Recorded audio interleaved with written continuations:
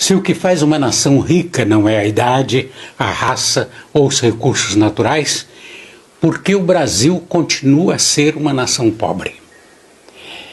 Pôncio Pilatos perguntou à multidão: qual desses dois vós quereis? E o povo respondeu: Barrabás, o ladrão.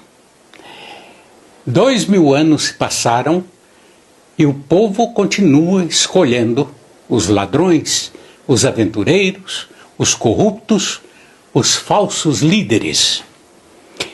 Eu recebi de um amigo uma reflexão sobre a diferença entre as nações ricas e pobres. Ele argumenta que o que diferencia uma das outras não é a sua idade. Índia e Egito, por exemplo, têm mais de 2000 anos e ainda são países pobres. Já o Canadá, a Austrália, a Nova Zelândia, que há 150 anos eram insignificantes do ponto de vista econômico, hoje são países desenvolvidos e ricos. Frisa também que essa diferença não depende dos recursos naturais disponíveis, visto que o Japão, com um território limitado, com 80% de montanhas, é a segunda economia mundial. A Suíça, com um pequeno território e sem plantar cacau, é o melhor produtor de chocolates do mundo, além de fabricar os melhores produtos leiteiros.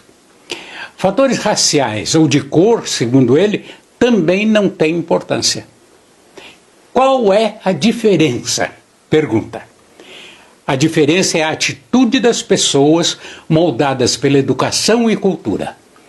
Quando se analisa o comportamento das pessoas dos países ricos, se observa o respeito aos seguintes princípios de vida: ética, integridade, responsabilidade, respeito pelas leis e aos direitos dos outros, amor ao trabalho, esforço para poupar e investir, produtividade, pontualidade e orgulho de cumprir com seu dever.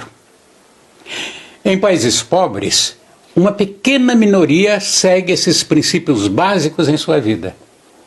Estamos neste estado socioeconômico precário porque queremos levar vantagem sobre tudo e todos e também porque sempre raciocinamos assim: não é problema meu.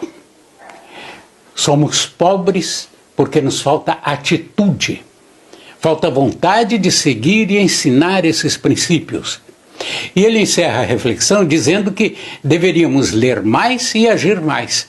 Só então seremos capazes de mudar nosso estado precário.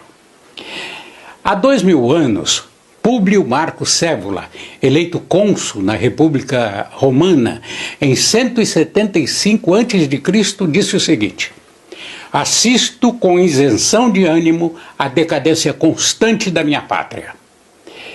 Quando uma nação se torna corrupta e cínica, preferindo o governo dos homens e não o governo da lei, aí é que começa a sua destruição.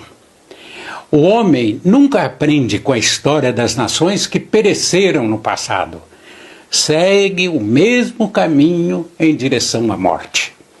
É de sua natureza que é inerentemente má. Vamos pensar nos representantes do povo. Quem recebe os votos do povo?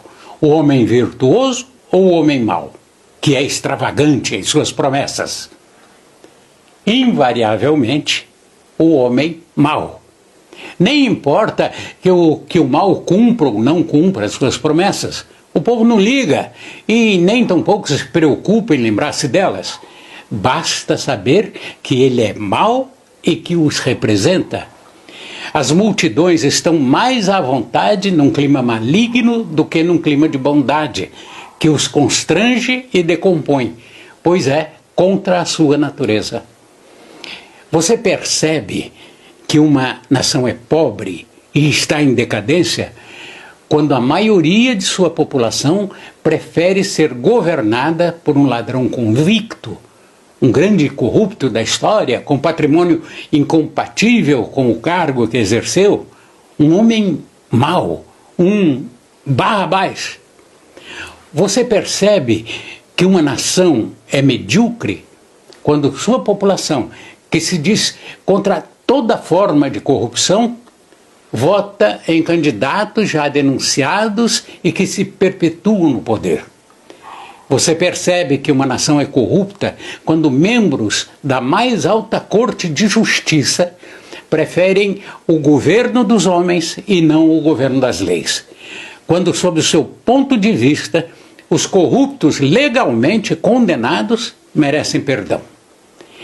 Você percebe que uma nação é pobre, medíocre, decadente e corrupta quando seus cidadãos não se fazem respeitar, não respeitam o próximo, não têm a mínima educação, querem levar vantagem em cima dos outros, não têm ética, integridade, responsabilidade e muito menos respeito às leis.